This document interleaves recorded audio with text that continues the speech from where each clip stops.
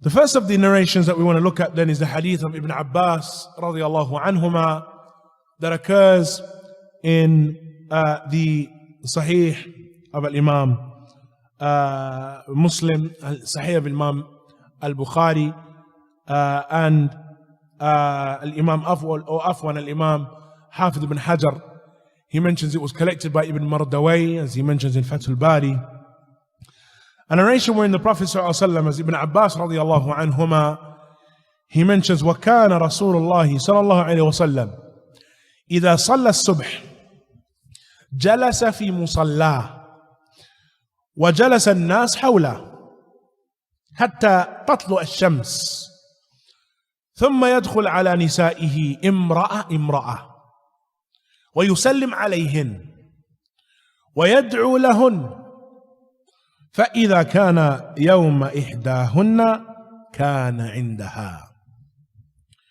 In this narration, Ibn Abbas radiallahu anhuma, he informs us of how the Prophet ﷺ was after or from the beginning of the morning, yani after Salatul Fajr, from the beginning of the morning. He radiallahu anhuma mentions, كان رسول الله صلى الله عليه وسلم إذا صلى الصبح جلس في مصلاه. When the Prophet ﷺ used to pray subh, used to pray fajr, then he would remain in his musalla, remain in his place of prayer. وجلس الناس حوله. And then the people would sit around him. The people, yani the Sahaba, they would sit around him until the sun rose. He mentions, ثم يدخل على نسائه. So look, ikhwan, at first and foremost the fact that the Prophet ﷺ, after performing and carrying out the right of Allah Azza wa Jal, the second thing that he would do is he would address and he would speak to and conversate and respond, of course, to the questions and what have you, and the tasa'ulat of his companions radiyallahu anhum. And so the Prophet ﷺ would pray. After salah, they would sit around him, and then the Prophet ﷺ, he would speak to them. وَجَلَسَ النَّاسْ حَوْلَهُ. They would sit around him, he would address them until the sun rose. When the sun would rise, يَدْخُلْ عَلَى نِسَائِهِ imra'a.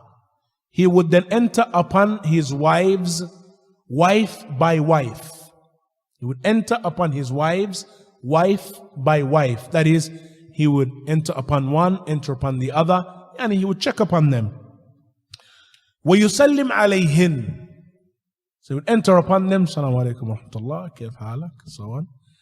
وَيَدْعُو لَهُنْ. And he would make dua for them. Reflect, ikhwan, upon that which is present here from the manifest and apparent sign of affection that the Prophet ﷺ showed to his family from the beginning of the day.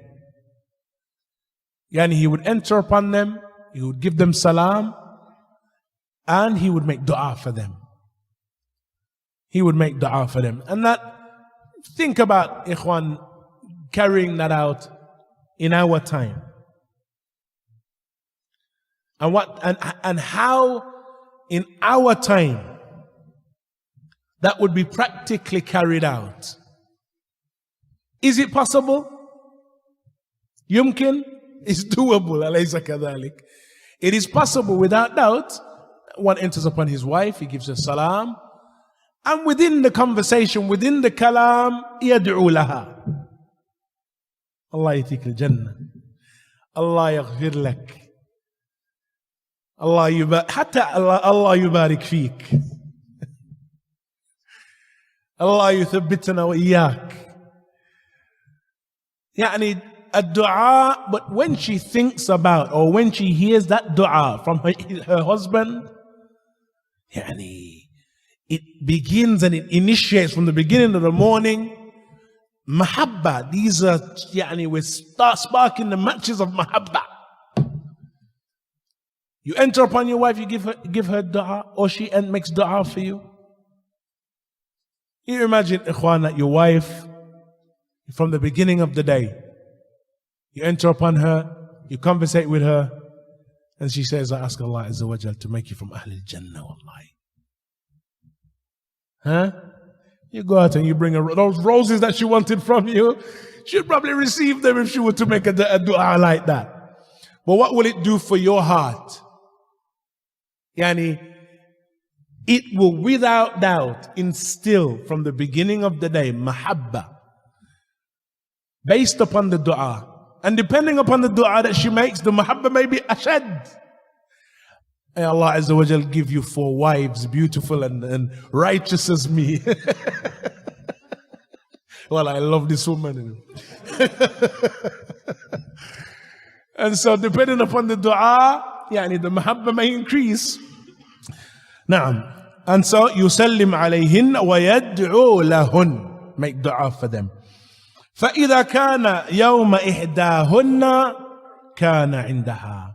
And so whoever's day it was, then he would remain with her.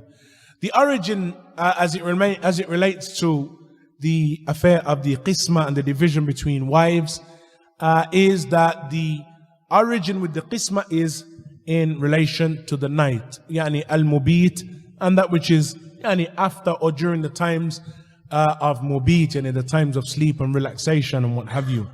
And that generally was a sunnah of the Messenger of Allah in relation to dividing between his wives, that it returned back to that which is connected to the night time. And there is generally no discussion among the people of knowledge concerning the night. There is something though of a difference of opinion concerning whether the day is likewise to be divided between wives. And that is because of the fact that the origin is that the day is for seeking rizq, is for work, for amal, and other than that. And so, is it therefore compulsory upon a man to divide among his wives or between his wives in the day? Since the day, the origin of the day is for seeking rizq, then the vast majority of the people of knowledge hold that that isn't compulsory as the night is.